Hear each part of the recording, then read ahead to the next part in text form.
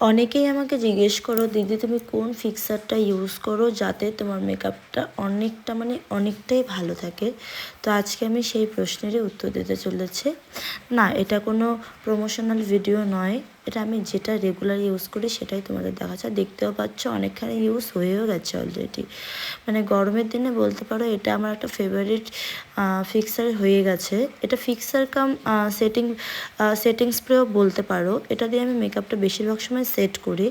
তো আজকে এটাই দেখাচ্ছি। এটা দিয়ে সেট করার পরে কিন্তু আমি ওয়াটারপ্রুফ একটা টেকনিক তোমাদের সামনে আমি দেখাচ্ছি যে আমি মেকআপটা কিন্তু এটা ইউজ করে যখন শুকিয়ে গেছে তারপরে আমি ওয়াটারপ্রুফ রেজাল্টটা তোমাদের সঙ্গে শো করছি। তোমরা দেখছো আমি যে রুমাল প্রথমে ফেসে আমি অ্যাপ্লাই করলাম ওয়াটারটা, কিচ্ছু হলো না।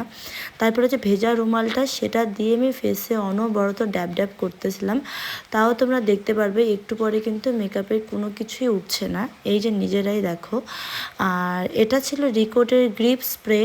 এটা যারা যারা নেওনি একবার নিয়ে দেখতে পারো, ভীষণ ভালো অ্যান্ড রিজনেবল প্রাইসের মধ্যে। আশা করছি তোমাদের একটা প্রশ্নের উত্তর আমি ভালোভাবে দিতে পারলাম। তো চলো আজকের মতন টাটা।